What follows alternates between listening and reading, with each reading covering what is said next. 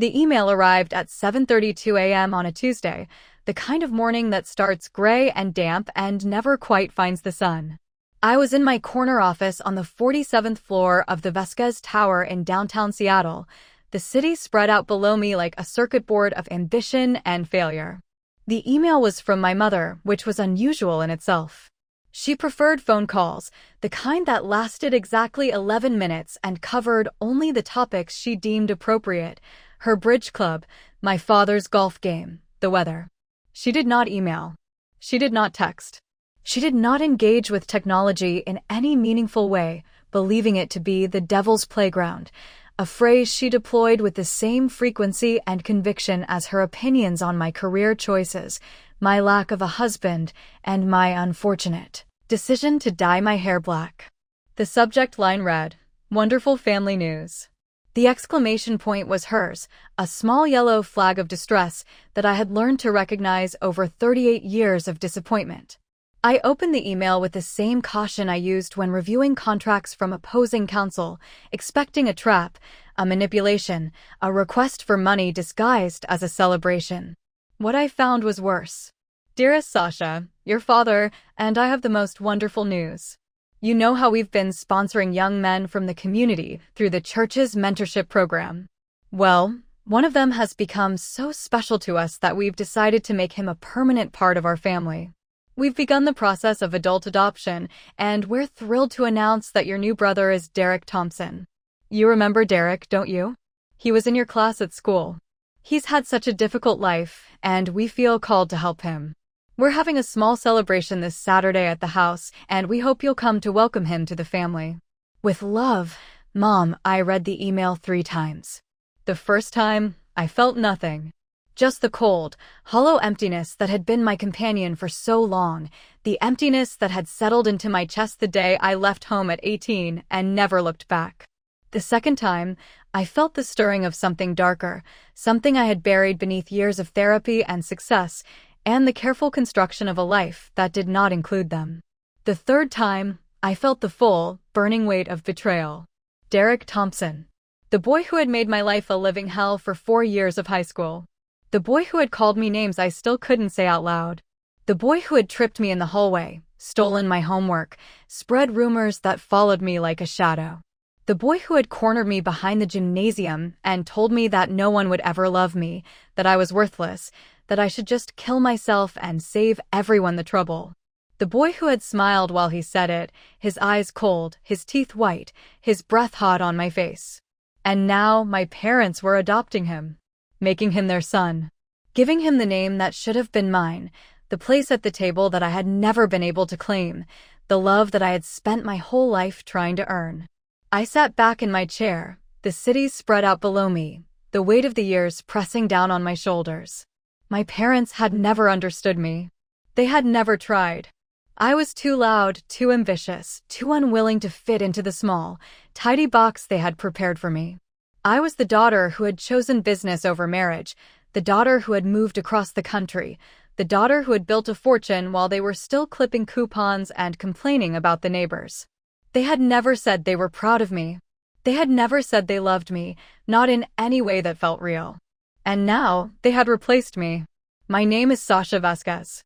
I am 38 years old, and I am the founder and CEO of Vasquez Technologies, a cybersecurity firm that has been named one of the fastest-growing companies in America for 3 years running. I have a penthouse overlooking Puget Sound, a car that costs more than my parents' house, and a reputation for being ruthless, brilliant, and utterly unstoppable. I built all of it myself from nothing with no help from anyone, especially not from them. I thought about Derek Thompson, about the last time I had seen him at our 10-year high school reunion. He had approached me with a drink in his hand, a smile on his face, as if we were old friends, as if he hadn't spent 4 years trying to destroy me. "Sasha," he had said, his voice smooth, practiced. "You look amazing. I've been following your career. You've really made something of yourself." I had looked at him, at this man who had tormented me, who had laughed at my pain, who had told me to kill myself, and I had felt nothing. Not anger, not fear, not the old, familiar ache of humiliation. Just a quiet, Settled recognition that he was nothing. That he had always been nothing. That the power he had held over me was an illusion, a trick of the light, a shadow that had dissipated the moment I stepped into the sun. "Thank you," I had said. "I've been busy." He had laughed, a nervous, uncertain sound. "I heard you're not married. Still focusing on the career, huh?" I had smiled, the kind of smile that didn't reach my eyes. Something like that. He had leaned in closer, his breath smelling of whiskey and desperation. "You know, I've changed. I'm not the same guy I was in high school. I've been going to therapy, working on myself. I'd love to catch up sometime."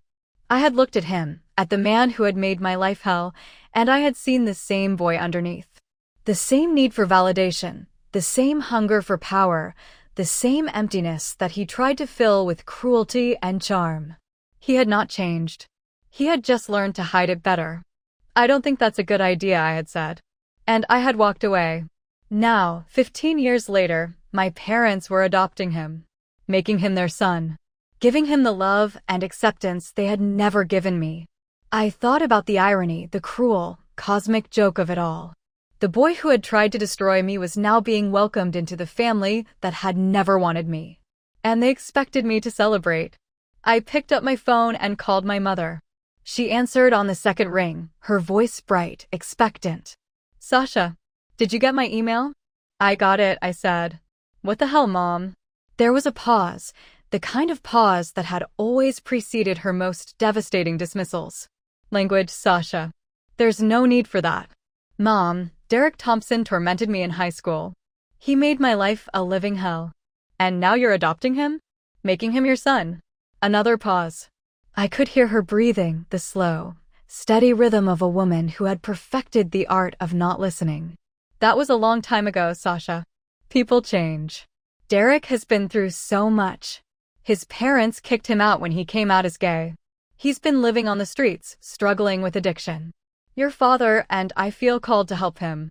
It's what Jesus would do." I closed my eyes. The irony was so thick I could taste it. My parents, who had barely tolerated my existence, who had never once asked about my dreams or celebrated my achievements, were now playing savior to my high school bully. They were giving him everything I had ever wanted. And they expected me to be happy about it. "I'm not coming to the celebration," I said. "I'm not going to pretend that this is okay. You're choosing him over me." Again. "Sasha, that's not fair. We're not choosing anyone over anyone. We're expanding our family. We hoped you would be happy for us." "I'm not happy," I said. "I'm hurt. I'm angry. And I'm done pretending that you care about me." I hung up before she could respond.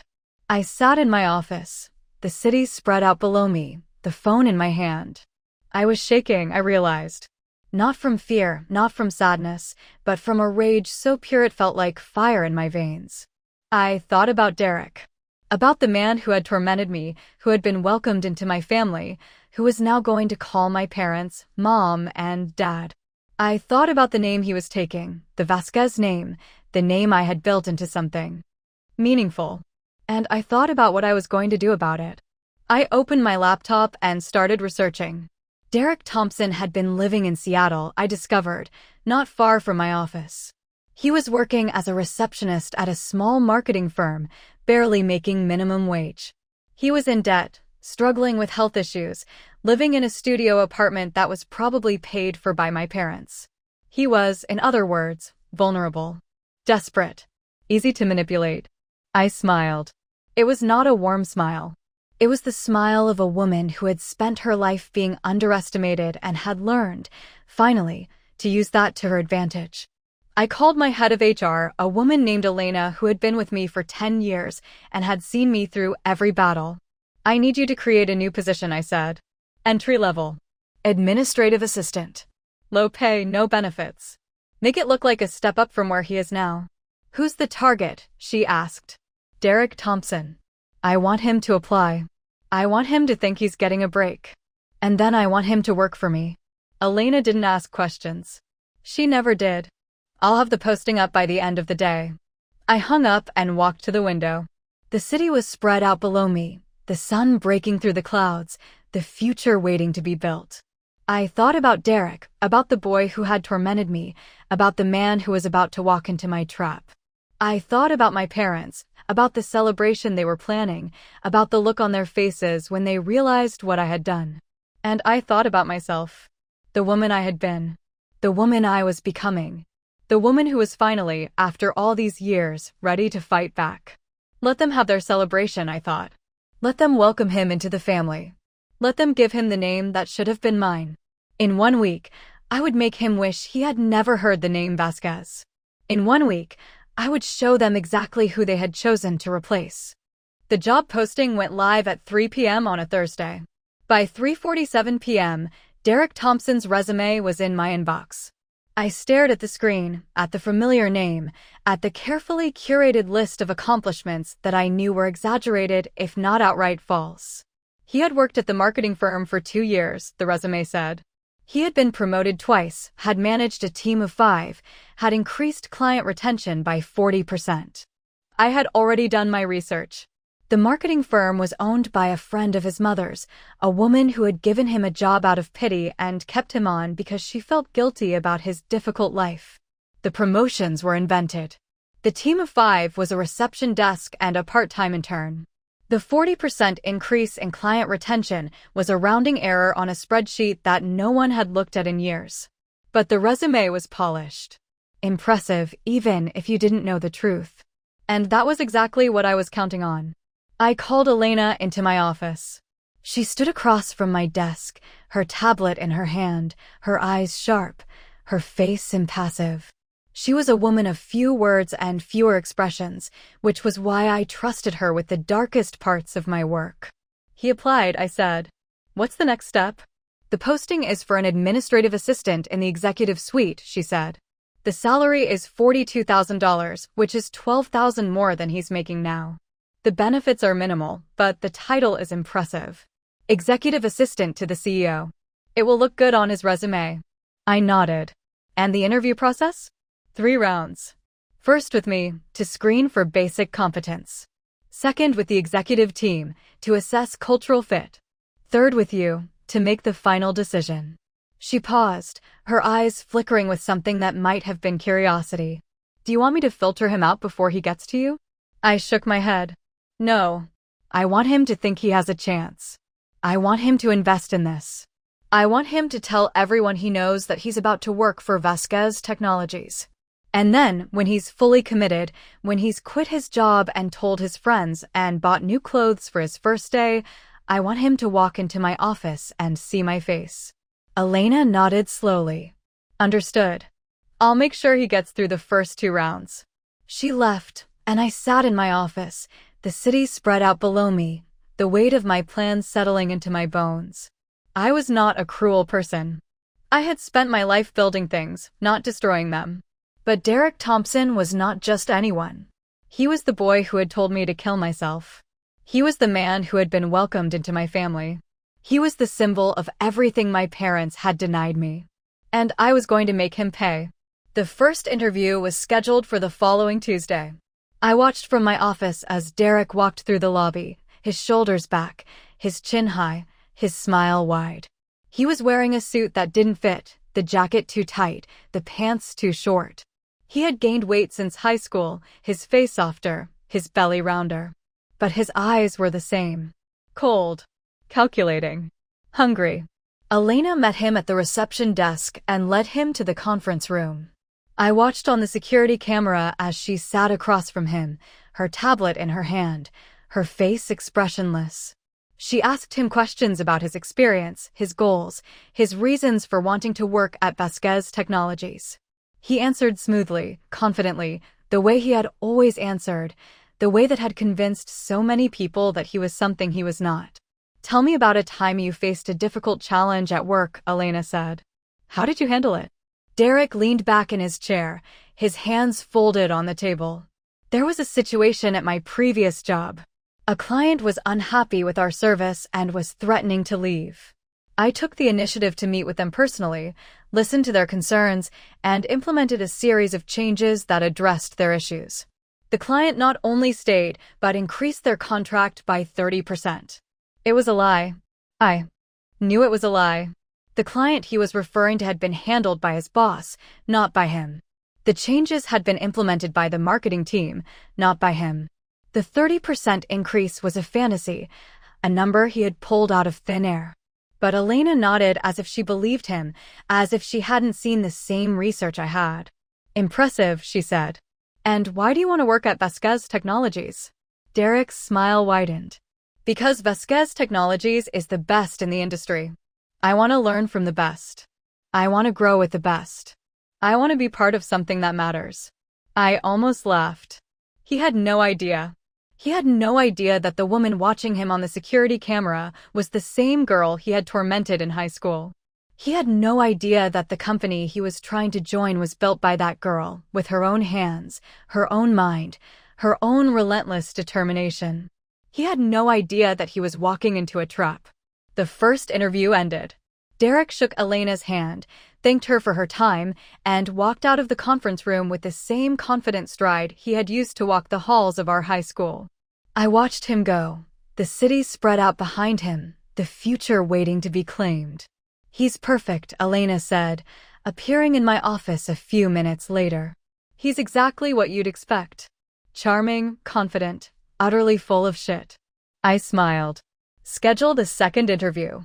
The second interview was with the executive team, my CFO, my CTO, my head of marketing. They were all women, all brilliant, all fiercely loyal to me. I had told them the basics of the plan, that Derek was a former bully, that he had been adopted by my parents, that I wanted to teach him a lesson. They had agreed to help without hesitation. He's a snake, my CFO, a woman named Priya, said after the interview. He's smooth, but you can see the calculation behind his eyes. He's trying to figure out what everyone wants so he can give it to them. He's not interested in the work. He's interested in the power. He's perfect, I said again. The third interview was scheduled for the following Monday. Derek arrived early, as I had known he would. He was wearing a new suit, this one better fitting, probably purchased with money from my parents. His hair was freshly cut, his shoes were polished, his smile was bright. He looked like a man who was about to get everything he had ever wanted. I waited in my office, the city spread out below me, the weight of the years pressing down on my shoulders. I thought about the last time I had seen him, at the high school reunion, the way he had approached me with his drink and his smile and his lies. I thought about the way he had looked at me, as if I were a prize to be won, a conquest to be claimed. I thought about the way I had walked away, the way I had refused to give him the satisfaction of a response. Today, I would not walk away. Today, I would stand my ground. Today, I would show him exactly who I was. Elena knocked on my door. He's here. Ready when you are. I stood up, smoothed my skirt, and walked to the conference room. The door was closed, the blinds were drawn. I took a deep breath, opened the door, and walked inside. Derek was standing by the window, looking out at the city. He turned when he heard the door, his smile already in place, his hand already extended. Miss Vasquez, it's such an honor to, he stopped. His smile froze. His hand dropped. His eyes widened. Sasha. His voice was barely a whisper. I walked to the head of the table and sat down. I gestured to the chair across from me. Please sit. He didn't move. He stood there, frozen, his face pale, his hands trembling. I could see him processing, trying to understand, trying to find a way out of the trap he had walked into. You're Sasha Vasquez, he said. The Sasha Vasquez. I am, I said. And you're Derek Thompson. The boy who told me to kill myself. The boy who made my life a living hell. The boy who is now being adopted by my parents. He swallowed, his throat working. I didn't know. I didn't know that. That I was what? I asked. Successful? Rich? Powerful? The CEO of a company you've been trying to join. I leaned back in my chair, my eyes on his. You didn't know because you never bothered to find out. You saw what you wanted to see. A girl who was weak, who was vulnerable, who was easy to hurt. You never saw the woman she would become. He shook his head, his hands raised in a gesture of surrender.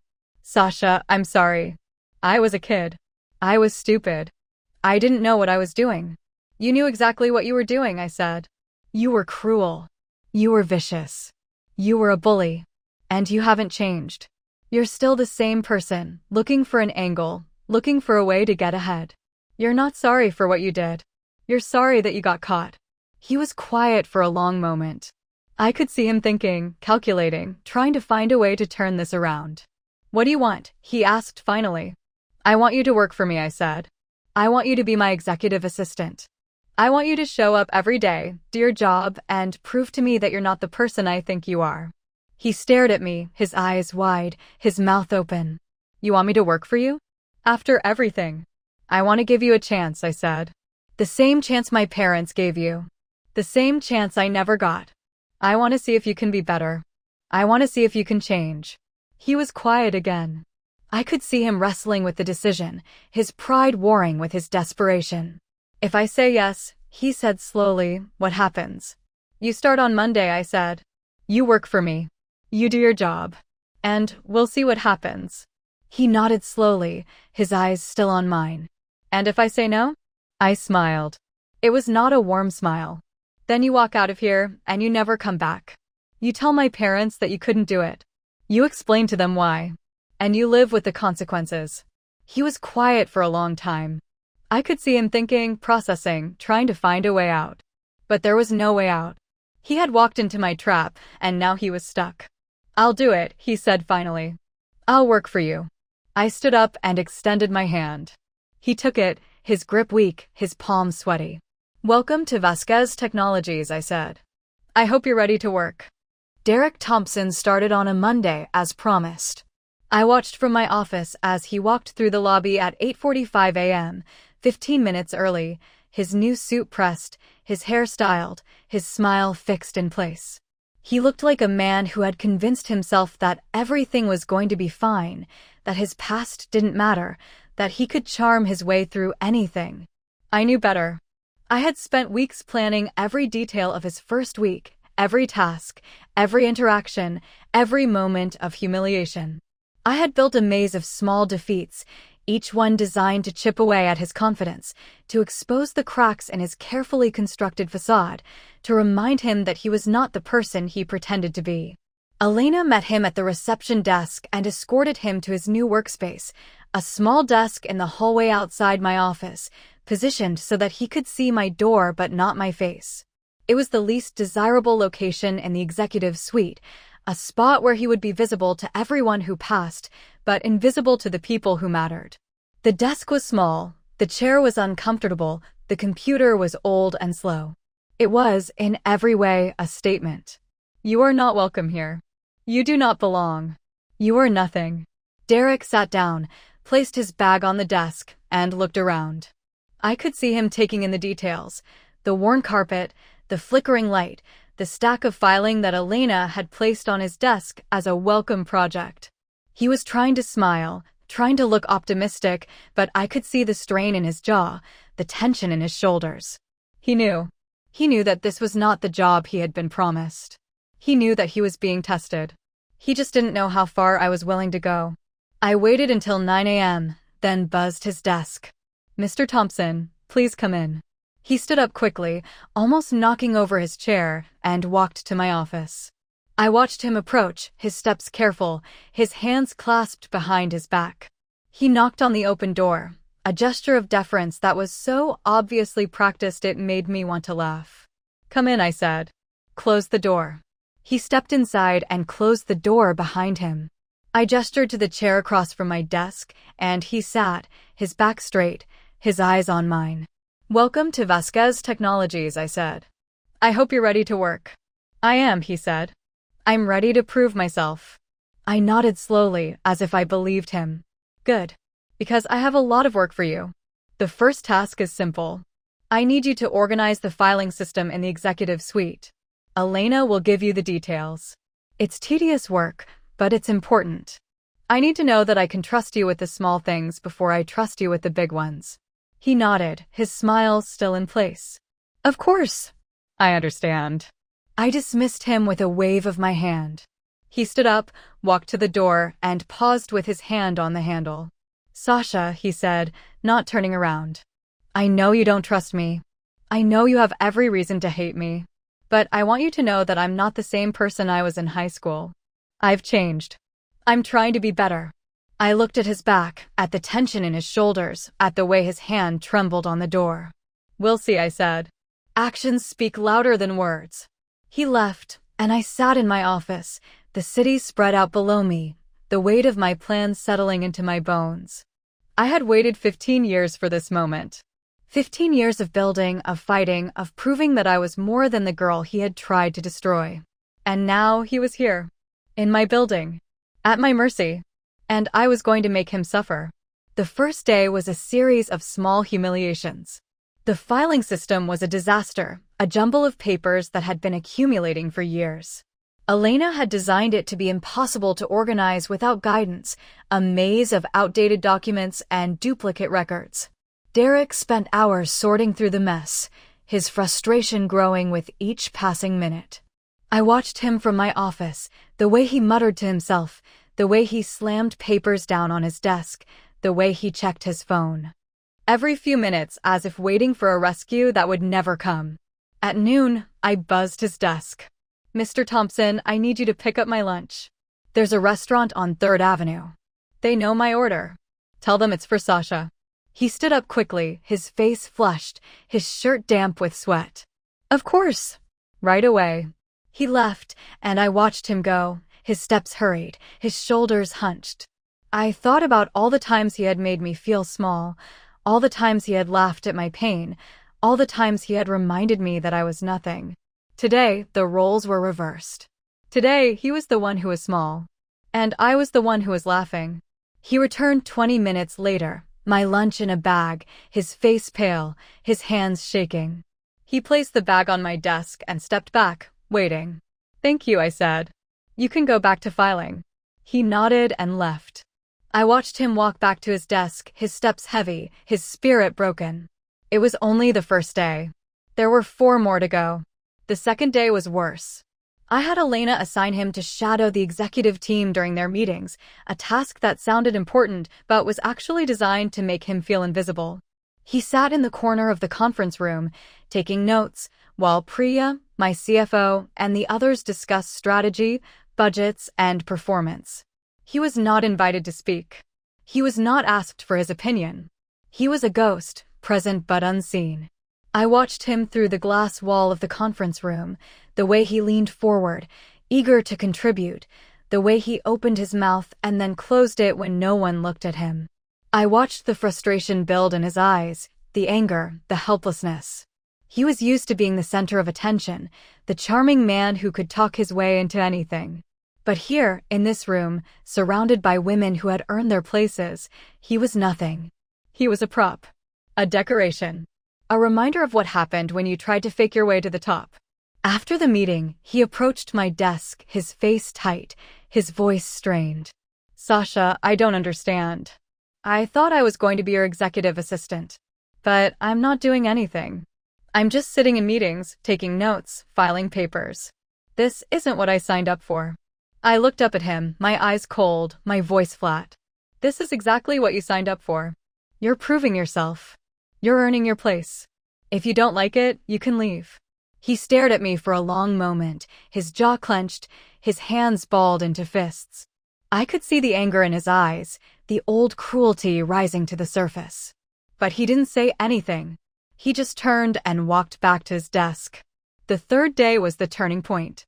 I had Elena assign him to a project that was doomed to fail, a market analysis for a product we were planning to launch in 6 months. The data was incomplete, the timeline was unrealistic, and the expectations were impossible. Derek spent the day buried in spreadsheets, his face pale, his eyes bloodshot. He didn't eat lunch. He didn't take breaks. He just worked, desperate to prove that he was worthy. At 4 p.m., I called him into my office. He stood across from my desk, his hands clasped behind his back, his eyes on the floor. I've reviewed your work, I said. It's not good enough. He looked up, his face tight. I need more time. The data is incomplete. You can't what? I asked. You can't do the job? You can't meet my expectations? You can't be the person you pretended to be. He was quiet for a long moment. I could see him struggling, his pride warring with his desperation. I'm trying, he said finally. I'm really trying. Trying isn't enough, I said. This is a business. We don't pay people to try. We pay people to succeed. And you're not succeeding. He nodded slowly, his eyes wet. I could see the tears forming, the ones he was trying so hard to hide. It was the first crack in his armor, the first sign that he was not as strong as he pretended to be. I'll do better, he said. I promise. I dismissed him with a wave of my hand. He left, and I sat. In my office, the city spread out below me, the weight of my plan pressing down on my shoulders. I had hurt him. I had made him feel small. I had reminded him of his place in the world. But it wasn't enough. Not yet. The fourth day was the worst. I had Elena schedule a meeting with the entire executive team to review Derek's performance. He sat in the conference room, his hands folded on the table, his face pale, his eyes darting from face to face. I watched him from the head of the table, the city spread out behind me, the power of my position a visible reminder of who was in charge. Mr. Thompson has been with us for 4 days, I said. I'd like to hear your feedback. Priya spoke first. His work on the market analysis was inadequate. The data was incomplete, the conclusions were flawed, and the presentation was sloppy. The CTO, a woman named Maya, spoke next. He struggled with the basic software. I had to show him how to use the spreadsheet program 3 times. The head of marketing, a woman named Zoe, added her assessment. He's not a team player. He doesn't listen. He doesn't ask questions. He just assumes he knows everything. Derek sat in his chair, his face red, his hands trembling. I could see the humiliation in his eyes, the shame, the anger. He had spent his whole life convincing people that he was special, that he was talented, that he was destined for greatness. And now, in front of a room full of women who had achieved more than he could ever imagine, he was being exposed as a fraud. Thank you, I said. Mr. Thompson, do you have anything to say? He looked at me, his eyes wet, his voice barely a whisper. I'm sorry. I'll do better. I promise.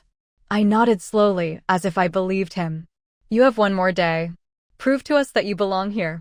Or don't. The choice is yours. The meeting ended. Derek walked back to his desk, his steps heavy, his spirit broken. I watched him go, the city spread out behind him, the future waiting to be claimed. I had done what I set out to do. I had broken him. I had made him feel the same way he had made me feel all those years ago. But as I sat in my office, the weight of my plan settling into my bones, I felt something I hadn't expected. I felt empty. The revenge I had craved for so long was not satisfying. It was hollow. It was bitter. It was nothing. I thought about my parents, about the celebration they had planned, about the son they had chosen over me. I thought about Derek, about the boy who had tormented me, about the man who was now sitting at a small desk in the hallway, his dream shattered, his future uncertain. And I thought about myself, the woman I had been, the woman I was becoming, the woman who had finally, after all these years, gotten what she wanted. It wasn't enough. It would never be enough. Because the only thing that could fill the emptiness was not revenge. It was love. And love was the one thing I had never learned to accept. The 5th day arrived like a reckoning. Derek walked into the office at 8:30 a.m., earlier than usual, his face pale, his eyes red-rimmed. He had not slept, I realized. He had spent the night wrestling with the demons I had awakened, the old insecurities, the familiar shame. I watched him from my office as he sat down at his small desk, his hands trembling, his breath shallow. He looked like a man who had been broken and was trying to piece himself back together, not knowing where to start. I had planned this day carefully. It was meant to be the climax of my revenge, the moment when I would finally destroy him completely. I had prepared a final task, an impossible project that would expose his incompetence to the entire company. I had written a speech, a public humiliation that would leave no doubt about who he was and what he had done. I had invited the executive team, the department heads, even a few journalists who owed me favors. I was going to make sure that everyone knew that Derek Thompson was a fraud. But as I sat in my office, watching him struggle to log into his computer, I felt something I hadn't expected. Doubt. Not about whether he deserved it, He did. He had tormented me, humiliated me, tried to destroy me. He had lied to my parents, manipulated their sympathy, wormed his way into their lives. He was not a good person. He had never been a good person. And he deserved everything I had planned for him. But as I watched him, I saw something else. I saw a man who was drowning. A man who had been drowning for years, who had been trying to stay afloat by any means necessary. He had lied, cheated, manipulated, because he was terrified of being exposed. Terrified of being seen for who he really was. Terrified of being nothing. I knew that feeling. I had felt it every day of my childhood, every time my parents looked at me with disappointment, every time they chose someone else over me. I had felt it in high school, when Derek's cruelty had confirmed what I already believed, that I was worthless, that I would never be enough, that I did not deserve to be loved. I had built my life on that feeling. I had turned it into fuel, into fire, into a fortune. I had used it to push myself harder, to work longer, to achieve more. But I had never escaped it. The fear was still there, buried beneath the success, whispering that it was all a lie, that one day everyone would see me for what I really was. I looked at Derek and I saw myself. Not the person I had become, but the person I could have been. The person I might still become, if I let the fear win. I stood up and walked to the door of my office. I looked down the hallway at his small desk, at his hunched shoulders, at his trembling hands. I thought about the speech I had prepared, the journalists I had invited, the public humiliation that would destroy him. I thought about my parents, about the celebration they were planning, about the look on their faces when they realized what I had done. And I made a decision. I walked down the hallway to his desk. He looked up when he saw me, his eyes wide, his face pale. He was expecting the worst. He was expecting me to fire him, to humiliate him, to destroy him. He was bracing himself for the blow. "Come with me," I said. He stood up slowly, his legs unsteady, and followed me to the conference room. I closed the door behind us and gestured for him to sit. He sat, his hands folded on the table, his eyes on mine. "I'm not going to fire you," I said. "I'm not going to humiliate you. I'm not going to do any of the things I plan to do." He stared at me, his mouth open, his eyes confused. "What?" I sat down across from him, the city spread out behind me, the weight of my decision settling into my bones. I spent 15 years planning this moment. 15 years imagining how I would make you pay for what you did to me. I built a company, a fortune, a reputation, all so that I could have the power to destroy you. I paused, the words catching in my throat. But now that I have that power, I don't want it. Because destroying you won't heal me. It won't bring back the years I lost. It won't make my parents love me. It won't fill the emptiness. He was quiet for a long moment. I could see him processing, trying to understand. "What do you want?" he asked finally. "I want you to tell me why," I said. "Why did you do it? Why did you torment me? Why did you tell me to kill myself? Why did you try to destroy me?" He looked down at his hands, his face pale, his eyes wet. "Because I was scared," he said. "Because I was scared of being weak. Because I was scared of being seen. Because I was scared of being you." I frowned. "What do you mean?" He looked up, his eyes red, his voice raw. "You were everything I wasn't. You were smart, talented, driven. You had a future. You had dreams. You had something to lose. And I had nothing. I was nothing. So I tried to make you nothing too. I tried to destroy you so I wouldn't have to look at what I could never be." I sat back in my chair, the weight of his words pressing down on me. I had spent 15 years believing that Derek was a monster, that he had hurt me because he was cruel, because he enjoyed it, because he was evil. But he wasn't a monster. He was a scared, broken boy who had tried to make himself feel better by making someone else feel worse. It didn't excuse what he had done. It didn't make it okay, but it made it human. "Why did you let my parents adopt you?" I asked. "Why did you insert yourself into my family?" He shook his head, the tears streaming down his face. "Because I was alone. Because I had nowhere else to go. Because your parents were the first people who ever looked at me like I mattered. And I knew it was wrong. I knew I was taking something that belonged to you. But I was desperate. I was drowning. And they were the only ones who reached out their hands. I thought about my parents, about the celebration they were planning, about the son they had chosen over me. I thought about the years of disappointment, of neglect, of feeling invisible. I thought about the little girl who had just wanted to be loved, who had never been enough, who had been replaced by a stranger. And I thought about Derek, the boy who had tormented me, the man who was now sitting across from me, crying, apologizing, begging for a chance. "I'm not going to forgive you," I said. "I'm not going to pretend that what you did didn't happen. But I'm not going to destroy you either. Because that's not who I am. That's not who I want to be." He nodded slowly, wiping his eyes with the back of his hand. "What are you going to do?" I stood up and walked to the window.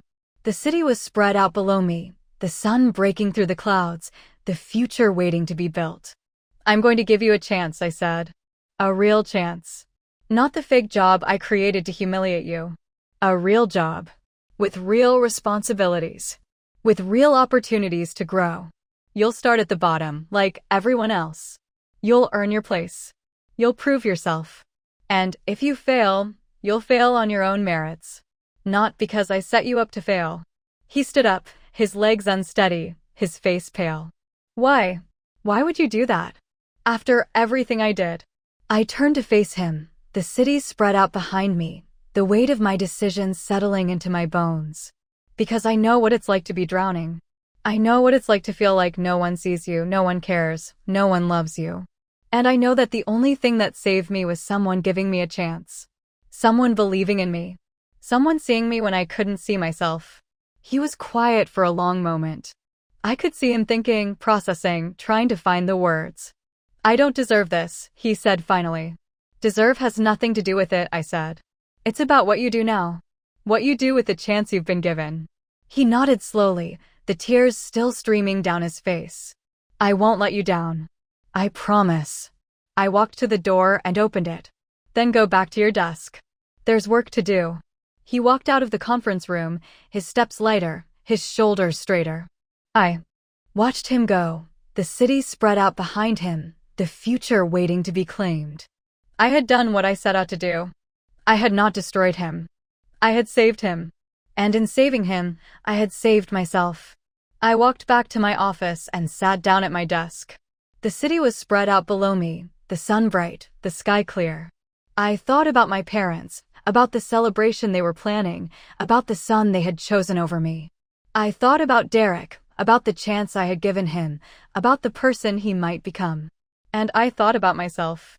The woman I had been. The woman I was becoming. The woman who had finally, after all these years, learned to forgive. Not because he deserved it, but because I needed to be free. The weeks that followed were unlike anything I had experienced before. Derek showed up every day at 8:30 a.m., 15 minutes early, just as he had on his first day. But something was different now. The desperation was gone, replaced by something that looked like determination. The charm was still there, but it was no longer a weapon. It was just him. He did the work assigned to him without complaint. He asked questions when he didn't understand. He stayed late when the work demanded it. He was not brilliant, I had known that from the beginning, but he was diligent. He was persistent. He was trying. I watched him from my office, the way he interacted with the staff, the way he took direction from Elena, the way he handled the small humiliations that came with being at the bottom of the corporate ladder. He did not complain about the filing, the coffee runs, the endless data entry. He did not try to charm his way into meetings he hadn't been invited to. He did not attempt to use his connection to my parents to gain favor. He just worked. It was disorienting.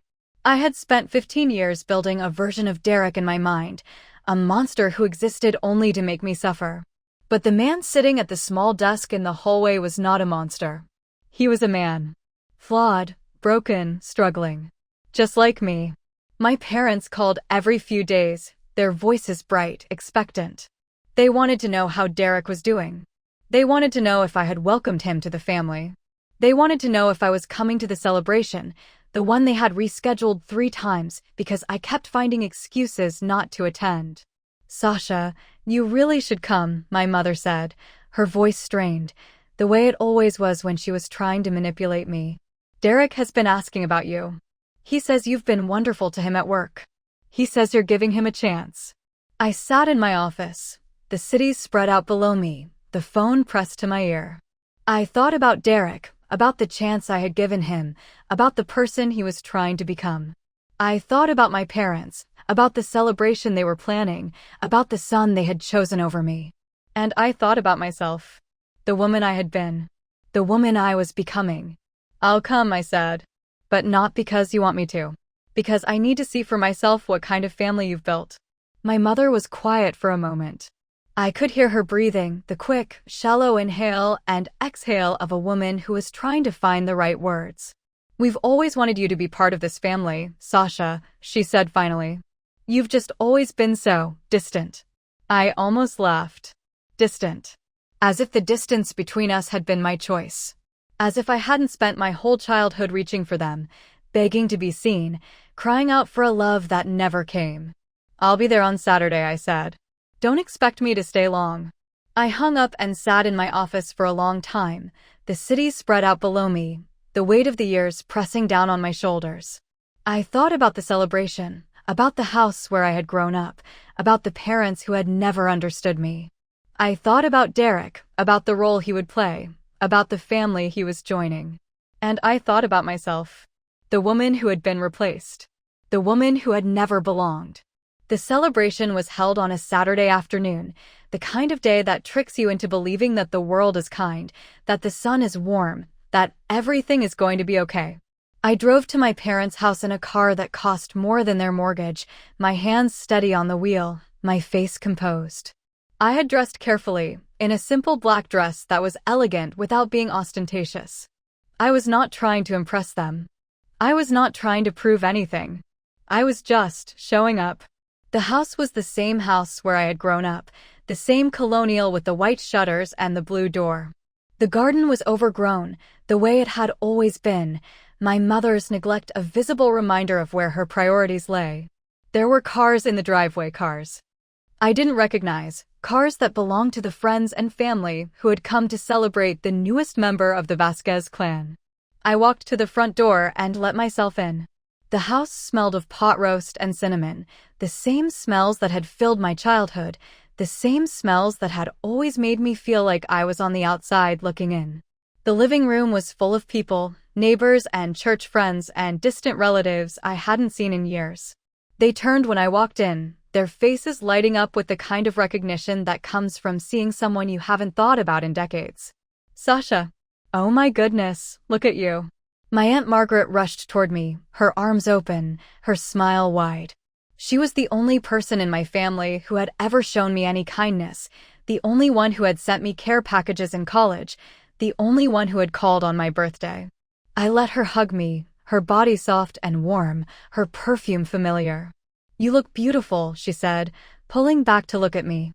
Success agrees with you. Thank you, Aunt Margaret, I said. You look well. She waved her hand, dismissing the compliment. Oh, I'm old. But you're something else. I've been following your career. You've done amazing things. I smiled, the kind of smile that didn't reach my eyes. Thank you. My mother appeared at the doorway to the kitchen, her apron stained, her hair escaping from its pins. She looked frazzled, the way she always did when she was hosting, as if the weight of the world was on her shoulders and she was determined to bear it alone. Sasha, she said. You came. I said I would. She nodded slowly, her eyes scanning my face, looking for something I wasn't sure I could give her. Derek is in the backyard. He's been asking about you. I walked through the house, past the familiar furniture, the familiar photographs, the familiar feeling of not belonging. The backyard was full of people, the same neighbors, the same church friends, the same distant relatives.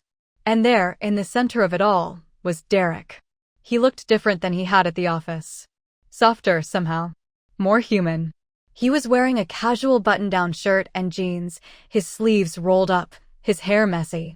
He was laughing at something someone had said, his head thrown back, his smile wide. He looked happy. He looked like he belonged. He saw me watching him, and his smile faltered. He excused himself from the group and walked toward me, his steps careful, his eyes wary. Sasha, he said. I didn't think you'd come. I wasn't sure I would, I said. He nodded slowly, his hands in his pockets. I'm glad you did. I wanted to thank you. For the job. For the chance. For not destroying me when you could have. I looked at him, at this man who had tormented me, who had been welcomed into my family, who was now thanking me for my mercy. I didn't do it for you, I said. I did it for me. He nodded again, understanding. I know. But I'm grateful anyway. We stood there for a moment, the party continuing around us, the laughter and chatter filling the air. I thought about all the years I had spent hating him, all the energy I had poured into revenge, all the plans I had made to destroy him. And now, standing in my parents' backyard, watching him try to be a better person, I felt something I hadn't expected. I felt tired. Why did you do it? I asked. Why did you let my parents adopt you? Why did you insert yourself into my family? He was quiet for a moment. I could see him thinking, processing, trying to find the words. Because I was alone, he said finally. Because I had nowhere else to go. Because your parents were the first people who ever looked at me like I mattered. And I knew it was wrong. I knew I was taking something that belonged to you. But I was desperate. I was drowning. And they were the only ones who reached out their hands. I had heard these words before, in the conference room, when I had confronted him about his past. But hearing them again, in this place, surrounded by the family that had never wanted me. They felt different. They felt real. Your parents are not bad people, he said. They're just limited. They don't know how to love the way you need to be loved. But they're trying. In their own way, they're trying. I looked across the yard at my mother, who was fussing over the buffet table, and my father, who was telling a story to a group of men I didn't recognize. They looked old, I realized. Older than I remembered. The years had carved lines into their faces, had stooped their shoulders, had dimmed their eyes. They were not the monsters I had made them out to be. They were just people. Flawed, broken, struggling. Like me. I'm not going to pretend that I forgive you, I said. I'm not going to pretend that what you did didn't happen. But I'm not going to hate you anymore. It's exhausting. And I'm tired. Derek nodded slowly, his eyes wet. I understand. I don't expect you to forgive me. I just want you to know that I'm sorry. I'm sorry for everything. I looked at him, at this man who had tried to destroy me, who was now standing in my parents' backyard, apologizing for the 1,000th time. And I saw something I had never seen before. I saw a man who was trying. A man who was learning. A man who was finally, after all these years, beginning to see. I know, I said. I know you're sorry. My mother called us to the buffet table, her voice carrying across the yard, the way it had carried across the house when I was a child. I walked toward her, Derek beside me, the weight of the years pressing down on my shoulders. I thought about the celebration, about the family I had never belonged to, about the son they had chosen over me. And I thought about myself. The woman I had been. The woman I was becoming. The food was good, the company was pleasant, the afternoon was warm. I ate, I talked, I smiled. I played the role of the successful daughter, the generous sister, the woman who had everything. And when the party was over, when the guests had left and the dishes were washed, I stood in the driveway, the sun setting behind me, the future waiting to be claimed. Derek walked me to my car, his hands in his pockets, his eyes on the ground. Thank you for coming, he said. It meant a lot to your parents. And to me. I looked at him, at this man who had been my enemy, who was now something else, something I didn't have a name for. Take care of yourself, Derek. And take care of them. They're not easy. He nodded slowly. I will. I promise. I got into my car and drove away, the house shrinking in my rearview mirror, the past fading behind me. I thought about my parents, about the celebration, about the son they had chosen over me. I thought about Derek, about the chance I had given him, about the person he was trying to become. And I thought about myself. The woman who had finally, after all these years, learned to let go. The months that followed the celebration were a time of strange, uneasy peace. Derek continued to work at Vasquez Technologies, proving himself day after day, earning the respect of the staff through sheer persistence rather than brilliance. He was never going to be a star. He was never going to be the kind of employee who changed the company or revolutionized the industry. But he was reliable. He was steady. He showed up, did his job, and went home. It was more than I had expected. It was more than I had hoped. My parents continued to call, their voices lighter now, less strained. They had accepted, I think, that I was not going to be the daughter they had wanted. They had accepted that Derek was not going to be the son they had imagined. They had accepted that family was not about perfection, but about showing up. And for the first time in my life, I felt like they were showing up. Not in the way I had needed as a child, but in the way that was possible now. It was not enough, but it was something. I continued to see my therapist, Dr. Ellen Foster, every week. We talked about the revenge I had planned, the revenge I had abandoned, the reasons why I had wanted to destroy Derek and why I had chosen not to. We talked about my parents, about the adoption, about the years of neglect and disappointment. We talked about the emptiness that still lived in my chest, the feeling that I was not enough, that I would never be enough, that no matter how much I achieved, I would always be the girl who had been replaced. "You've spent your whole life trying to prove that you matter," Dr. Foster said one afternoon, her office warm, the rain streaking down the windows. "You built a company, a fortune, a reputation. You did it to show your parents that you were worthy of their love. You did it to show Derek that he couldn't destroy you. But the person you really needed to prove it to was yourself." I sat in the chair across from her, the city spread out below me, the weight of her words pressing down on my shoulders. "I know," I said. "I've always known.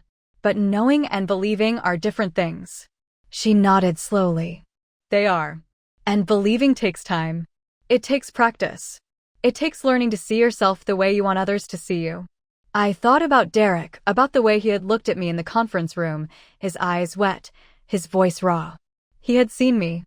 Not as the girl he had tormented, not as the CEO who could destroy him, but as a person. Flawed, broken, struggling. Just like him. "I'm trying," I said. "I'm really trying." "I know," she said. "That's why you're here." The call from my mother came on a Tuesday evening, when I was in my apartment, the city dark outside my windows, the rain still falling. Her voice was different than I remembered it. Softer. More vulnerable. "Sasha, I need to tell you something. About Derek. About the adoption." I sat down on the couch, the phone pressed to my ear, my heart pounding. "What is it?" She was quiet for a moment. I could hear her breathing, the quick, shallow inhale and exhale of a woman who was trying to find the right words. "He's been lying to us," she said. "About his past. About his parents. About everything." I closed my eyes. I had known, on some level, that Derek's story was not what it seemed. The charming facade, the carefully curated sob story, the desperate need for validation, it was all too familiar. It was the same performance he had given in high school, the same performance that had convinced so many people that he was something he was not. "What did he lie about?" I asked. My mother told me. Derek's parents had not kicked him out when he came out as gay. They had supported him, paid for his therapy, tried to help him. He had left because he was ashamed, because he couldn't face them, because he had made choices that had hurt them and couldn't admit it. He had not been living on the streets. He had been living with a series of friends, burning through their goodwill, leaving a trail of broken relationships behind him. He had not been struggling with addiction. He had been struggling with the consequences of his own choices, the same choices that had led him to torment me, to lie to my parents, to insert himself into our family. He told us he had nowhere to go, my mother said, her voice breaking. He told us he was alone. We believed him. We wanted to help him. We thought we were saving him. I opened my eyes. The city was still there, still dark, still wet. Somewhere out there, Derek was sitting in his small apartment, his lies exposed, his future uncertain. "What are you going to do?" I asked. My mother was quiet for a long moment. When she spoke again, her voice was different. Harder. "We're not going to go through with the adoption. We can't. He lied to us. He manipulated us. He used us." I thought about Derek, about the chance I had given him, about the person he was trying to become. I thought about the lies he had told, the damage he had done, the trust he had broken. And I thought about the choice that was before me. I could let him fall. I could let my parents cut him loose, let him face the consequences of his choices, let him disappear from our lives forever. It would be justice. It would be what he deserved. But that was not who I was. That was not who I wanted to be. Don't, I said. Don't cancel the adoption. My mother was silent. I could hear her breathing, the quick, shallow inhale and exhale of a woman who was trying to understand. Why? She asked finally. After everything he's done? After everything he's lied about? Because he's still the same person he was before you found out the truth, I said. He's still broken. He's still struggling. He's still trying to be better. The lies don't change that. They just make him human. My mother was quiet for a long time. I could hear her thinking, processing, trying to find a way to reconcile the man she had thought she knew with the man I was describing. How do you know? She asked. How do you know he's trying? Because I see him every day, I said. I see him show up. I see him do the work. I see him try to be better than he was. It's not enough. It may never be enough. But it's something. She was quiet again. When she spoke, her voice was softer. You've changed, Sasha. You're not the same girl who left home.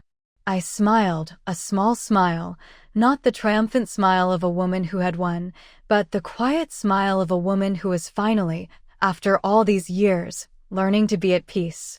No, I said. I'm not. We talked for a while longer, about Derek, about the adoption, about the future. She agreed to put the adoption on hold, to give Derek a chance to prove himself, to see if he could be the person he claimed he wanted to be. It was not a forgiveness. It was not a clean slate. It was a chance. And that was more than most people ever got. I hung up and sat in my apartment for a long time, the city dark outside my windows, the rain still falling. I thought about Derek, about the lies he had told, about the damage he had done. I thought about my parents, about the trust he had broken, about the family he had tried to join. And I thought about myself. The woman who had chosen mercy over revenge. The woman who had chosen to see the humanity in someone who had tried to destroy her. I picked up my phone and called Derek. He answered on the first ring, his voice tense, his words rushed. Sasha, I know you heard. I know your mother called you. I know you know the truth. I know, I said. I've always known. He was quiet for a moment. I could hear him breathing, the quick, shallow inhale and exhale of a man who was trying not to cry. Why didn't you say anything? He asked. Why didn't you expose me? Because it wouldn't have changed anything, I said. Because the truth doesn't matter as much as what you do with it. Because I wanted to see if you could become the person you pretended to be. He was quiet again. When he spoke, his voice was raw. I'm sorry. I'm sorry for lying. I'm sorry for manipulating your parents. I'm sorry for everything. I know, I said. I know you're sorry. We talked for a while longer, about his past, about his lies, about the person he was trying to become. He told me about his parents, about the shame he felt, about the choices he had made. He told me about the years of running, the years of hiding, the years of pretending to be someone he wasn't. He told me about the fear that had driven him, the same fear that had driven me, the fear of being seen, of being known, of being loved. I don't know if I can change, he said. I don't know if I can be the person I want to be. None of us know that, I said. All we can do is try. He was quiet for a long time. When he spoke, his voice was different. Lighter. Thank you, Sasha. Thank you for not giving up on me. I smiled, the tears streaming down my face. I didn't give up. I'd just learned to see. The year after the truth came out was the hardest of my life, not because of Derek or my parents or the weight of the past, but because of something I had never expected. I had to learn to forgive myself. I had spent so long blaming everyone else, my parents for their neglect, Derek for his cruelty, the world for its indifference, that I had never stopped to consider my own role in the story. I had been the victim, yes. I had been hurt, betrayed, abandoned. But I had also been the architect of my own isolation. I had built walls so high that no one could reach me, and then I had blamed them for not trying. Dr. Foster helped me see this, slowly, painfully, over months of sessions that left me exhausted and raw. She asked me questions I didn't want to answer, pointed out patterns I didn't want to see, forced me to confront the person I had become. I was not just the woman who had built an empire. I was also the woman who had pushed away everyone who tried to love her. I was the woman who had chosen revenge over connection, power over peace, success over happiness. "You've spent your whole life proving that you don't need anyone," Dr. Foster said one afternoon, her office warm, the sun streaming through the windows. "But the truth is, you've been desperate for connection. You just didn't know how to ask for it." I sat in the chair across from her, the city spread out below me, the weight of her words pressing down on my shoulders. "What do I do?" She smiled, the kind of smile that reached her eyes. "You start by letting people in. You start by being vulnerable. You start by admitting that you're not as strong as you pretend to be." I thought about Derek, about the chance I had given him, about the person he was trying to become. I thought about my parents, about the phone calls that were becoming more frequent, about the tentative steps they were taking toward me. I thought about the walls I had built, the walls that had kept me safe and kept me alone. And I thought about what it would mean to let them fall. The first person I let in was Derek. It happened slowly, over months of working together, of sharing meals, of talking about things that mattered. He was not the person I had thought he was. He was not the monster of my memories. He was a man, flawed and broken and trying, just like me. We talked about our childhoods, about the choices we had made, about the people we wanted to become. We talked about fear, about shame, about the desperate need to be seen. And in those conversations, I began to see him not as my enemy, but as my mirror.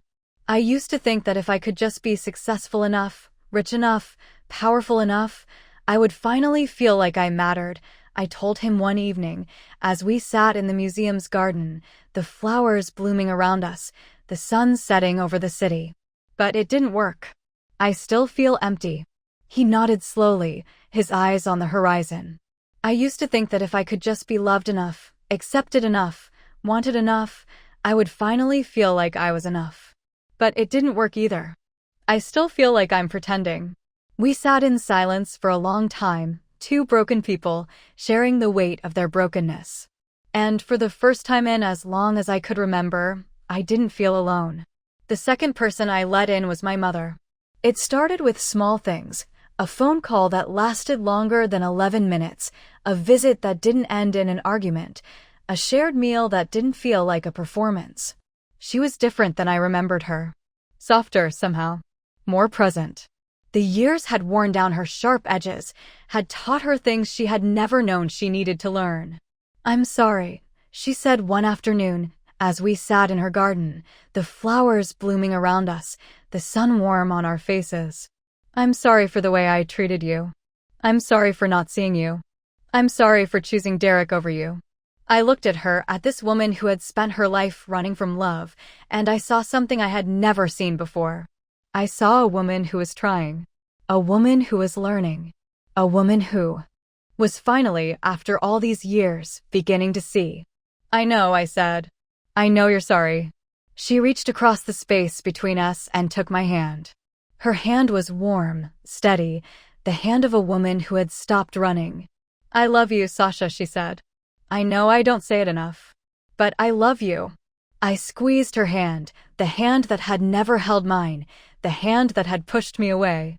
But I held it now and I didn't let go. "I love you too," I said. "I always have." The third person I let in was myself. This was the hardest, because it meant facing the person I had become, the woman who had built walls to protect herself, who had chosen revenge over connection, who had convinced herself that she didn't need anyone. It meant admitting that I was scared, that I was lonely, that I was desperate for the love I had spent my whole life pretending I didn't want. I started small. I allowed myself to feel the things I had been suppressing, the grief for the childhood I never had, the anger at the parents who had failed me, the sadness for the girl who had been invisible. I cried in my therapist's office, in my apartment, in the garden of the museum. I cried until I had no tears left, and then I cried some more. And slowly, gradually, the emptiness began to fill. Not with success or power or revenge, but with something else. Something that might have been peace. Derek noticed the change in me.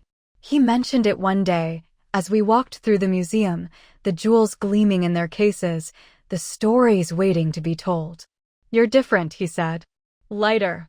Softer. It suits you. I smiled, a real smile, the kind that reached my eyes. I'm trying. I'm really trying. He nodded slowly, understanding. Me too. My parents noticed the change as well. They started inviting me to dinner more often, started including me in family plans, started treating me like I mattered. It was awkward at first, the three of us sitting around the table, pretending that the past hadn't happened. But over time, the awkwardness faded. The silences became comfortable.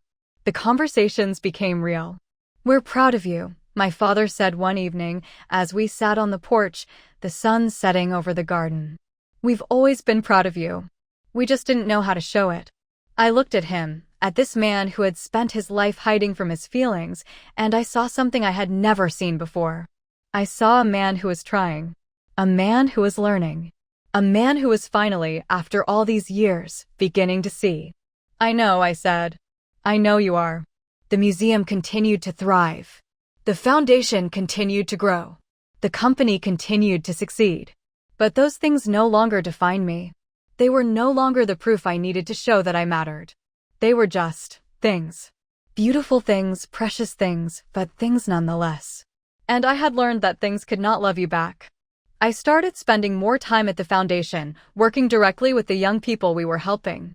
I listened to their stories, their struggles, their dreams. I saw myself in their eyes, the fear, the desperation, the hunger for a love that seemed always out of reach. And I told them what I had learned, that they were enough. That they had always been enough. That the love they were searching for was already inside them. One young woman, a girl named Sophia, reminded me so much of myself that it hurt. She was 18, brilliant, driven, and utterly convinced that she was worthless. Her parents had abandoned her when she was young, and she had spent her life in foster care, bouncing from home to home, never belonging anywhere. She had been accepted to college on a full scholarship, but she was terrified that she would fail, that she would prove everyone right, that she was as worthless as she had always been told. I don't know if I can do this, she said, her voice barely a whisper, her eyes on the floor. I don't know if I'm strong enough. I sat across from her, the city spread out behind me, the weight of her words pressing down on my shoulders. I know, I said. I know that feeling. I've felt it every day of my life. She looked up, her eyes wide. You have? But you're so successful. You have everything. I shook my head. I have things. But things don't fill the emptiness. Only love can do that. And the only love that matters is the love you have for yourself. She was quiet for a long moment. I could see her thinking, processing, trying to understand. How do I find that? She asked. How do I learn to love myself? I reached across the space between us and took her hand. Her hand was cold, trembling, the hand of a girl who had been hurt too many times. You start by showing up, I said. Every day, you show up for yourself. You do the work. You feel the feelings. You let yourself be vulnerable. And slowly, gradually, you begin to see that you are not the person they told you were. You are someone new. Someone you can love. She squeezed my hand, her eyes wet, her face soft. Thank you, she said. Thank you for seeing me. I smiled, the tears streaming down my face. I see you, I said. I see you because I am you. She left my office that day with a lightness in her step, a hope in her eyes. I watched her go, the city spread out behind her, the future waiting to be claimed. And I thought about myself. The woman I had been. The woman I was becoming. The woman who had finally, after all these years, learned to see. The second year after the truth came out was the year I finally understood what my grandmother had been trying to tell me. Not through her jewels, not through her museum, but through the life she had lived. She had come to this country with nothing, had built a life from the scraps of her past, had loved fiercely and imperfectly. She had made mistakes, told lies, carried shame. But she had never given up. She had never stopped fighting. And she had never stopped loving me. I thought about her often during those days, as I navigated the complicated waters of my relationship with my parents, with Derek, with myself. She would have known what to do. She would have known how to forgive, how to let go, how to love without conditions. She had tried to teach me, but I had been too hurt, too angry, too scared to learn. Now, finally, I was ready. The call from my mother came on a Sunday afternoon, when I was in my apartment, the city spread out below me, the rain falling softly against the windows. Her voice was different than I remembered it. Lighter. Freer. The voice of a woman who had stopped running. Sasha, I've been thinking about your grandmother. About the museum. About the jewels. I sat on the couch, the phone pressed to my ear, the weight of her words pressing down on my shoulders. What about them? She was quiet for a moment. I could hear her breathing, the slow, steady rhythm of a woman who is trying to find the right words. I want to see them, she said finally. I want to see the museum. I want to see the jewels. I want to understand what you've built. I closed my eyes. My mother had never been to the museum. She had never asked to see it. She had never shown any interest in the work I was doing, the legacy I was preserving. But now, after all these years, she was asking. I'll take you, I said. Whenever you're ready. Tomorrow, she said. I'll come tomorrow. She arrived at the museum at 10 o'clock the next morning, dressed in a simple dress and comfortable shoes, her hair pulled back, her face bare of makeup. She looked older than I remembered, the lines on her face deeper, the gray in her hair more pronounced. But her eyes were bright, curious, alive. I met her in the lobby, the jewels gleaming in their cases, the stories waiting to be told. She looked around, taking in the space, the light, the energy. And then she looked at me. It's beautiful, she said. Your grandmother would have loved it. I nodded, the tears prickling at the corners of my eyes. I hope so. We walked through the museum together, the way I had walked through it 1,000 times, but this time was different. This time, I was not alone. I told her the stories behind each piece, the women who had worn them, the moments they had marked. She listened without interrupting, her eyes on the jewels, her face soft with something that might have been wonder. When we reached the pearls, the ones that had belonged to Sophia, the seamstress who had dreamed of a better life, she stopped. She stood in front of the case, her hand on the glass, her eyes on the pearls. Your grandmother wore these on her wedding day, she said. I remember. I was a little girl. I thought she was the most beautiful woman in the world. I stood beside her, looking at the pearls, at the woman who had worn them, at the legacy she had left behind. She was, I said. She was beautiful. My mother was quiet for a long moment. I could see her thinking, processing, trying to find the words. I'm sorry, she said finally. I'm sorry for the way I treated you. I'm sorry for not seeing you. I'm sorry for choosing Derek over you. I reached across the space between us and took her hand. Her hand was warm, steady, the hand of a woman who had stopped running. I know, I said. I know you're sorry. She turned to face me, her eyes wet, her face soft. I want to be part of this. The museum. The foundation. Your life. I want to be part of it. I looked at her, at this woman who had spent her life running from love, and I saw something I had never seen before. I saw a woman who was trying. A woman who was learning. A woman who was finally, after all these years, beginning to see. I'd like that, I said. I'd like that very much. We spent the rest of the day together, walking through the museum, talking about the past, planning for the future. She asked questions, shared memories, offered ideas. She was present in a way she had never been before, engaged in a way I had never thought possible. And when she left, at the end of the day, she hugged me tight, the way she should have hugged me all those years ago. I love you, Sasha, she said. I've always loved you. I love you too, I said. I always have. I watched her drive away, the city spread out behind her, the future waiting to be claimed. And I thought about myself. The woman I had been. The woman I was becoming. The woman who had finally, after all these years, learned to let her in. The months that followed were a time of integration, of bringing together the pieces of a life that had been scattered for too long. My mother started volunteering at the museum, greeting visitors, telling stories, sharing her memories. She was not the mother I had needed as a child, but she was becoming someone new. Someone I could talk to. Someone I could trust. My father came too, eventually. He was quieter than my mother, more reserved, but he showed up. He helped with the maintenance, fixed things that had been broken for years, offered his skills as a carpenter. He didn't talk much about the past, didn't apologize in so many words, but his presence was an apology in itself. He was there. He was trying. And that was enough.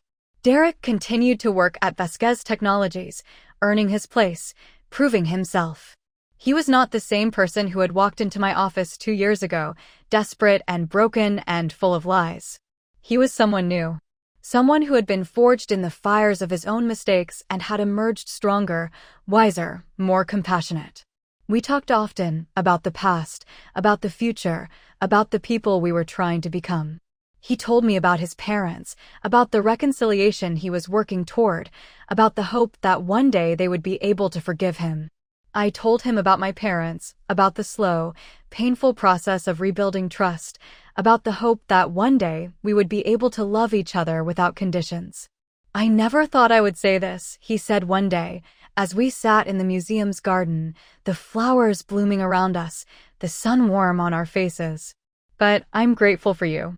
For the chance you gave me. For not giving up on me." I looked at him, at this man who had tried to destroy me, who was now sitting beside me, thanking me for my mercy. "I didn't do it for you," I said. "I did it for me." He nodded slowly, understanding. "I know. But I'm grateful anyway." We sat in silence for a long time, two broken people, sharing the weight of their brokenness. And for the first time in as long as I could remember, I felt like I was exactly where I was supposed to be. The foundation continued to grow. We launched new programs, reached more young people, helped more families. Sophia, the young woman who had reminded me so much of myself, graduated from college with honors and was accepted into a prestigious graduate program. She wrote me a letter, thanking me for believing in her, for seeing her, for giving her a chance. "Dear Sasha, I never thought I would make it. I never thought I was good enough. But you showed me that I was. You showed me that the only person who could save me was myself. And you gave me the tools to do it. Thank you for seeing me. Thank you for believing in me. Thank you for being the person I needed when I had no one else. I'm going to make you proud." Sophia, I read the letter 3 times, the tears streaming down my face. I thought about the girl who had sat in my office, terrified and alone, convinced that she was worthless. I thought about the woman she had become, strong and capable and full of hope. And I thought about the role I had played in her transformation. I wrote back that night, a short letter, simple and true. "Dear Sophia, you don't need to make me proud.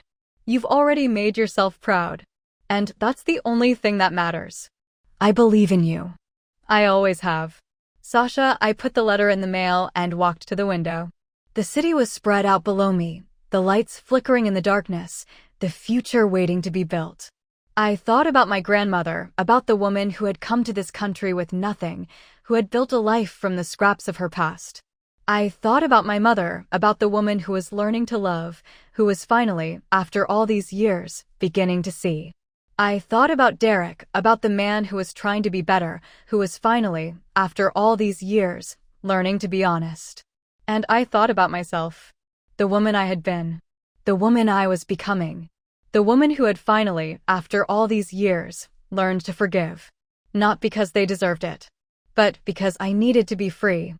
The 3rd year after the truth came out was the year I learned that forgiveness is not a single moment, but 1,000 small ones, each one a choice, each one a letting go.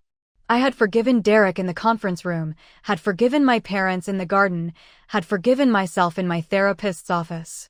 But forgiveness, I was learning, was not a destination. It was a practice.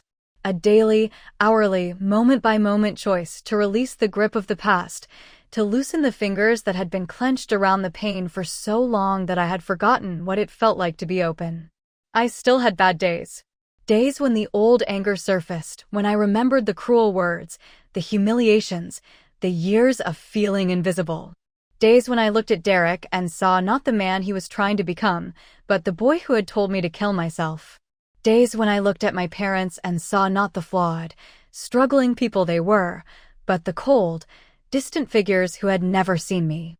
On those days, I had to remind myself that forgiveness was not about forgetting. It was about choosing not to let the past control my present. Dr. Foster helped me develop tools for those days. Breathing exercises, journaling, mindfulness practices that grounded me in the here and now.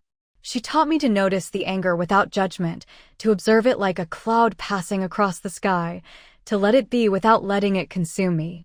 It was hard work, harder than anything I had done in business. But it was also liberating.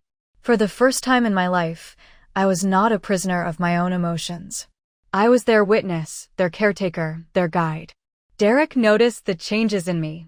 He mentioned it one day, as we sat in the museum's garden, the flowers blooming around us, the sun warm on our faces. "You're different," he said. "Calmer. More at peace." I smiled, a real smile, the kind that reached my eyes. "I'm trying. I'm really trying." He nodded slowly, understanding. Me too. We had become something like friends, Derek and I. It was strange, given our history, but also strangely natural. We understood each other in ways that other people couldn't. We had both been broken, had both made mistakes, had both been given second chances. We were not the people we had been. We were someone new. His relationship with my parents had also evolved. The adoption had been finalized, despite the lies, despite the betrayal. My parents had decided to give him a chance, to see if he could become the person he claimed he wanted to be. He was trying in his own way. He visited them every week, helped my mother in the garden, played chess with my father. He was not the son they had imagined, but he was a son. And that was enough. I visited them too, more often now. The dinners were still awkward sometimes, the silences still long, the conversations still careful. But there was something there that hadn't been before. Something that might have been love. "We're proud of you," my father said one evening as we sat on the porch, the sun setting over the garden. "We've always been proud of you. We just didn't know how to show it." I looked at him, at this man who had spent his life hiding from his feelings, and I saw something I had never seen before. I saw a man who was trying. A man who was learning. A man who was finally, after all these years, beginning to see. "I know," I said. "I know you are." He reached across the space between us and took my hand. His hand was rough, calloused, the hand of a man who had worked with his hands his whole life. But it was warm. It was steady. It was the hand of my father. "I love you, Sasha," he said. "I've always loved you."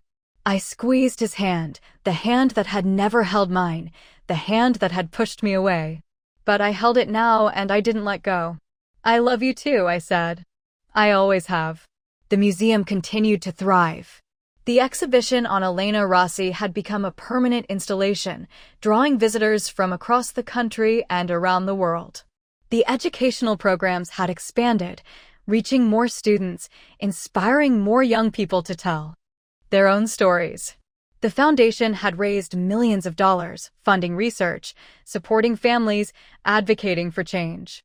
The legacy of the women who had worn the jewels was being preserved, honored, shared. But for me, the most important work was happening outside the museum. In the small apartment where my parents lived, surrounded by photographs and memories and the things they loved. In the garden where my mother spent her afternoons, planting flowers, watching the birds, feeling the sun on her face. In the quiet moments when we sat together, not saying anything, just being together. I thought about my grandmother often during those days. About Elena Rossi, the seamstress who had come to this country with nothing. About Eleanor Vasquez, the woman she had become. About the pearls, the jewels, the stories.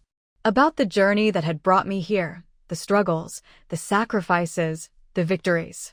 About the future, the one that was still being written, the one that could go in so many different directions. I visited her grave on the anniversary of her death. The cemetery was quiet, the leaves turning, the air crisp and cool. I stood in front of the headstone, the words carved in granite, Eleanor Vasquez, beloved wife, mother, grandmother. I thought about the woman buried beneath that stone. The woman who had lied about who she was, who had carried her shame for 60 years, who had loved me more than anything in the world. "I understand now," I said, the words carried away by the wind. I understand why you did what you did. I understand the fear, the shame, the desperate need to be someone else. And I forgive you. Not because you asked for it, but because I need to be free. I knelt down and placed a small bouquet of flowers on the grave. They were the same flowers she had loved, the ones she had planted in her garden every spring. I had brought them from the museum, from the garden I had built in her memory. I'll take care of them, I said.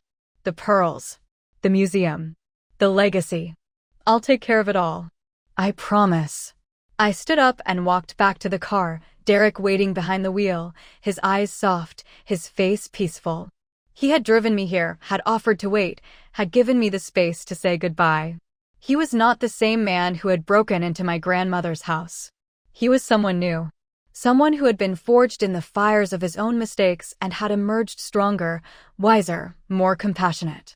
Ready? He asked. I looked back at the grave, at the headstone, at the leaves falling gently around it. Ready, I said. We drove back to the city, the sun setting over the horizon, the sky streaked with red and gold. I thought about my mother, waiting for me at home, her memory fading, but her love still strong. I thought about my father, sitting on the porch, watching the sunset, thinking about the daughter he had finally learned to love. I thought about Derek, driving beside me, his hands steady on the wheel, his eyes on the road ahead. And I thought about myself, the woman I had been, the woman I was becoming, the woman who had finally, after all these years, found her way home. That night, I sat in my apartment, the city spread out below me, the lights flickering in the darkness. I thought about the journey that had brought me here, the years of struggle and sacrifice, the moments of despair and the moments of triumph. I thought about the people who had helped me along the way, the ones who had seen me when I was invisible, the ones who had believed in me when I didn't believe in myself. And I thought about the woman I had become. A woman who was not defined by what had been taken from her, but by what she had chosen to build with what remained. A woman who had learned to forgive, not because it was deserved, but because she needed to be free. A woman who had found her voice, her purpose, her home. I picked up my phone and called my mother. She answered on the first ring, her voice warm, familiar. Sasha, I was just thinking about you. I was thinking about you too, I said. About the museum. About the garden. About the flowers.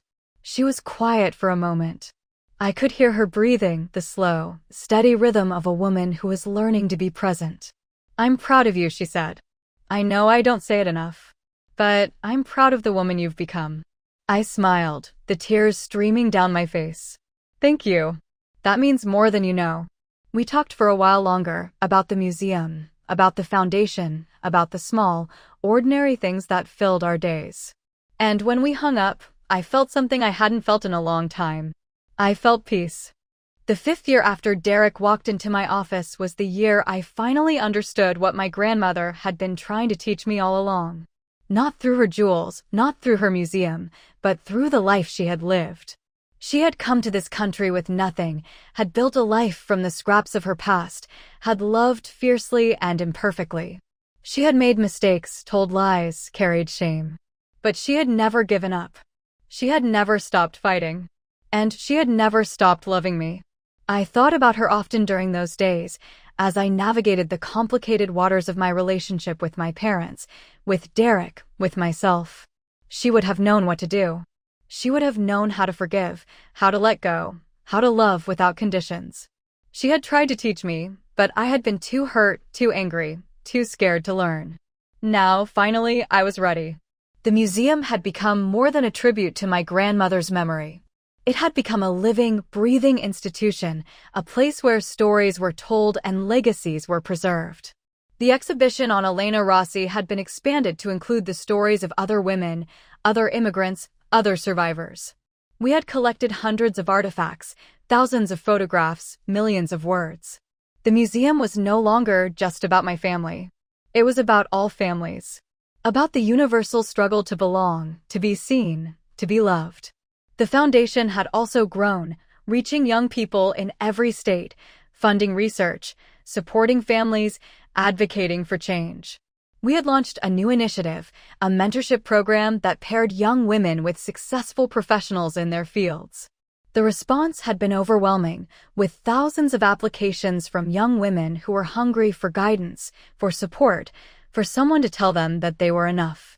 Sophia, the young woman who had reminded me so much of myself, had become one of our most active mentors. She had graduated from graduate school, had started her own company, had become a success in her own right. But she never forgot where she came from. She never forgot the woman who had believed in her when no one else did. "I'm going to make you proud," she had said all those years ago. And she had. Derek continued to work at Vasquez Technologies, though not as my executive assistant.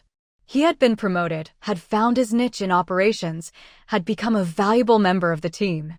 He was not a leader, not a visionary, not the kind of person who changed the world. But he was reliable. He was steady.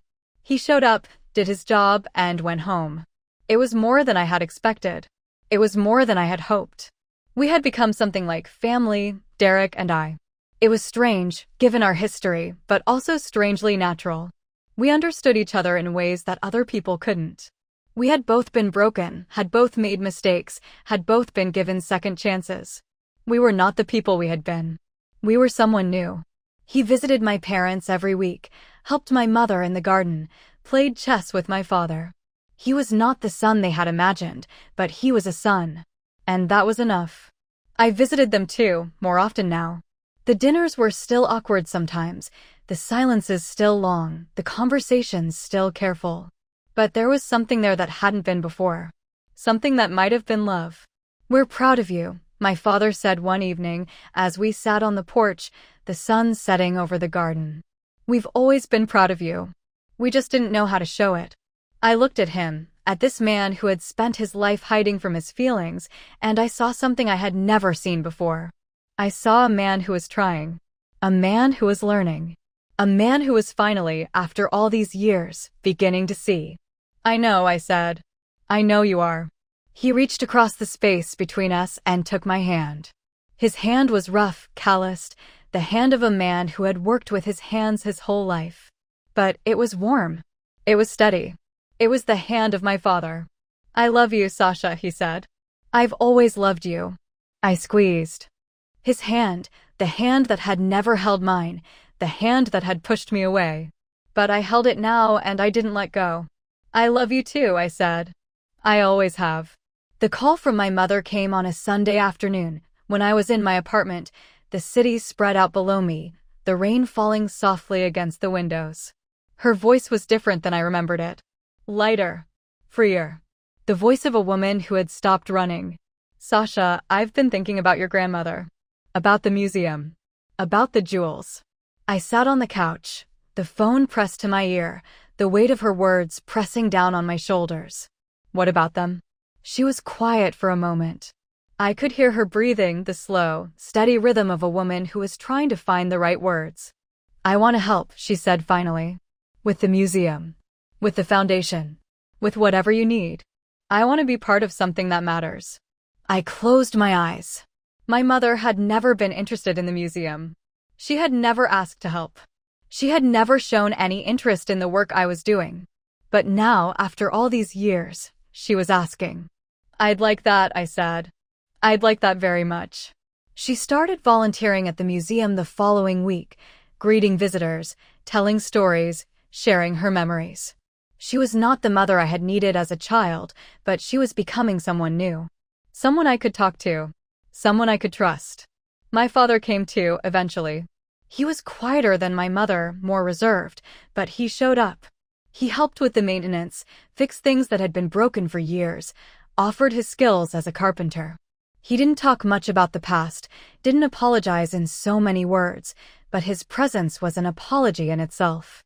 He was there. He was trying. And that was enough. The 5th anniversary of the museum's opening fell on a crisp autumn day, the kind of day that made New York City feel almost bearable, with its golden light and cool breezes and the smell of leaves turning in the parks. We planned a small celebration, nothing like the lavish gala of the opening, but a quiet gathering of the people who had helped me along the way. The staff, the donors, the board members, a few close friends. My parents. Derek. Sophia. I stood in the main gallery, the jewels gleaming in their cases, the stories waiting to be told. The room was full of people, the hum of conversation, the clink of glasses, the soft strains of a string quartet. I moved through the crowd, greeting donors, thanking staff, accepting congratulations with a grace that I had learned to feel, not just to fake. My mother found me near the pearls, the ones my great-grandfather had brought from Italy, the ones that had belonged to Sophia, the seamstress who had dreamed of a better life. "They're beautiful," she said, her eyes on the jewels, her face soft. I never appreciated them when I was young. I never understood what they meant. I stood beside her, looking at the pearls, at the woman who had worn them, at the legacy she had left behind. They mean different things to different people. To me, they mean hope. They mean that no matter where you come from, no matter what you've been through, you can build something beautiful. She turned to face me, her eyes wet, her face soft. "You've built something beautiful, Sasha. Not just the museum. Your life. Your legacy. You've built something that matters." I looked at her, at this woman who had spent her life running from love, and I saw something I had never seen before. I saw a woman who was proud. A woman who was grateful. A woman who was finally, after all these years, at peace. "Thank you," I said. "That means more than you know." She reached across the space between us and took my hand. Her hand was warm, steady, the hand of a woman who had stopped running. "I love you, Sasha," she said. "I've always loved you." I squeezed her hand, the hand that had never held mine, the hand that had pushed me away. But I held it now and I didn't let go. "I love you too," I said. "I always have." The celebration continued into the evening, the crowd thinning as the hours passed, the lights dimming as the sun set over the city. By the time the last guests left, I was exhausted, drained, empty. But it was a good exhaustion, the kind that comes from a life well lived, a legacy well built. I walked through the empty galleries, the jewels gleaming in their cases, the silence profound. I stopped in front of the pearls, the ones my great-grandfather had brought from Italy, and I thought about the journey that had brought me here. I had started with nothing. A degree from Wharton, a determination that had been forged in fire, a grandmother who believed in me. I had built a business, a museum, a legacy. I had faced betrayal and loss and grief, and I had come out the other side. I was not the same woman who had left for college, eager and naive, ready to conquer the world. I was something else. Something harder, sharper, more resilient. But also something softer, more open, more willing to feel. I thought about Derek, about the man who had tried to destroy me, who was now standing in the doorway of the gallery, watching me with soft eyes. I thought about my parents, about the people who had failed me, who were now trying to make amends. I thought about Sophia, about the young woman who had reminded me so much of myself, who was now changing the world. And I thought about myself, the woman I had been, the woman I was becoming, the woman who had finally, after all these years, found her way home. I walked to the doorway and took Derek's hand. He smiled, a real smile, the kind that reached his eyes. "Ready?" he asked. I looked back at the pearls, at the jewels, at the legacy I had built. "Ready," I said. We walked out of the museum together, into the cool autumn night, the stars bright overhead, the future waiting to be claimed. I had spent my whole life running from something. Running from my parents, from my past, from the truth about who I was and where I came from. But now, for the first time, I was not running. I was standing still. And in that stillness, I found something I had been looking for my whole life. I found myself. I was Sasha Vasquez. The woman who had built something extraordinary. The woman who had helped others build something extraordinary. The woman who had finally, after all these years, found her way home. And for the first time in as long as I could remember, I was ready to live. This story is not just about revenge. It is about truth, pain, and rising stronger than before. If this hit your heart, then you know what to do. Like the video, drop your thoughts in the comments, and subscribe for more real stories that burn like fire. Until next time, stay sharp, stay loud, stay rebel.